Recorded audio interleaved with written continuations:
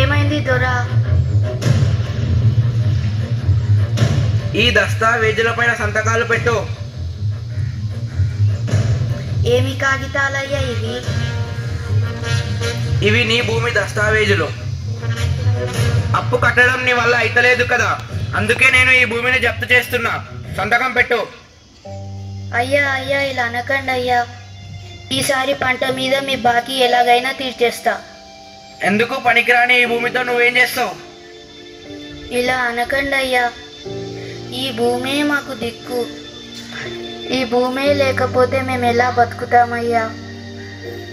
ఇదంతా నాకు అనవసరం. ఈసారి నీ అప్పు కట్టకపోతే నీ భూమి అంతా లాక్కోవాల్సి వస్తుంది. పద. బాధపడకు సోమయ్య, నా దగ్గర ఒక మంచి ఆలోచన ఉంది. మనం పట్టణానికి వెళ్తే ఏదో ఒక కూలి దొరుకుతుంది. ఇక్కడనే ఉంటే మన బతుకులు మారవు. ఇలా అనుకోకు రాములు. మనమే ఇలా అనుకుంటే ఈ జనాలందరూ ఏమి తిని బతుకుతారు? ఒకళ్ళు తినాలంటే ఇంకొకళ్ళు పండించాలి కదా. మనము నమ్ముకున్న ఈ నేల మనల్ని వదలదు. ఈ పిచ్చి ఆలోచనలు అన్నీ వదిలి మనం వ్యవసాయం మొదలు పెడదాం రావయ్యా.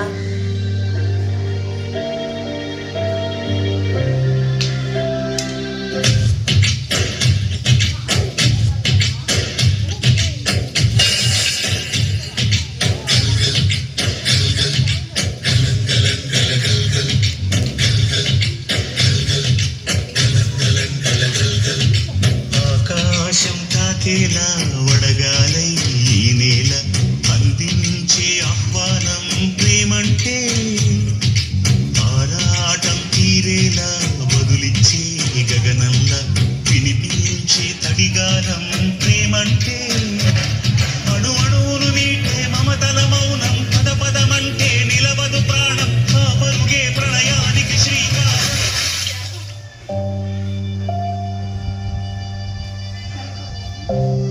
పోయినసారి కూడా వర్షాలు పడలేవు సోమయ్య. ఈసారి కూడా వర్షాలు పడకపోతే నీ అప్పెలా తీరుస్తావయ్యా?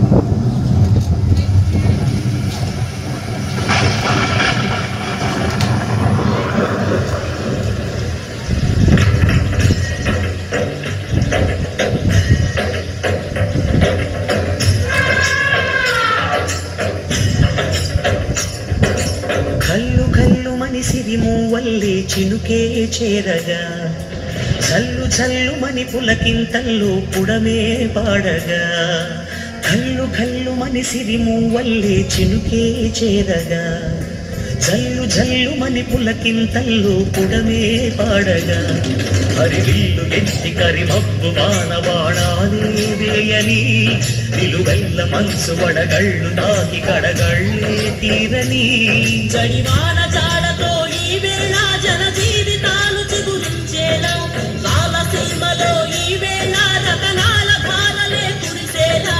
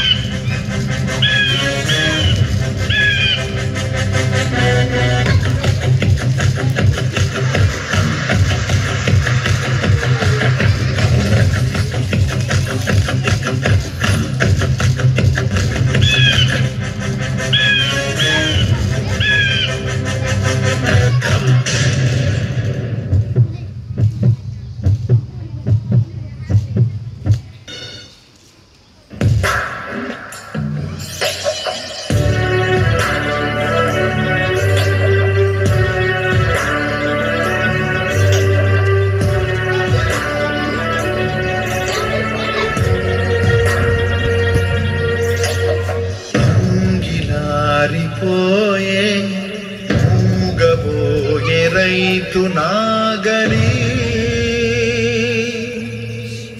ఆయువంత చూడు ఆర్తనాదమాయే గొంతు కోసుకుంది ఆకలి.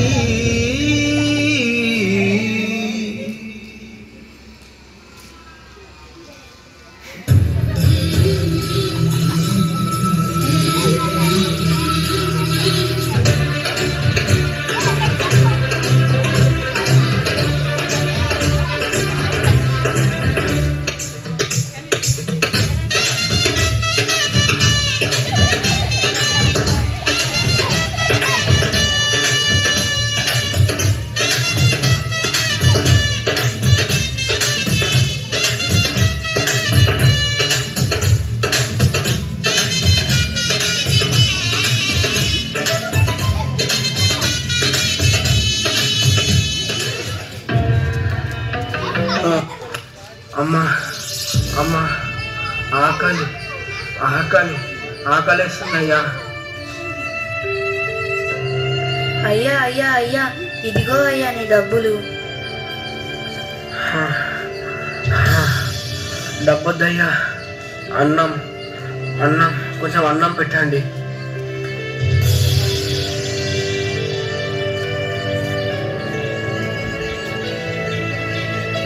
నన్ను క్షమించు సోమయ్య, ఇన్ని రోజులు డబ్బున్న అహంకారంతో నిన్ను చిన్న చూపు చూసిన, నిన్ను చాలా బాధ పెట్టిన.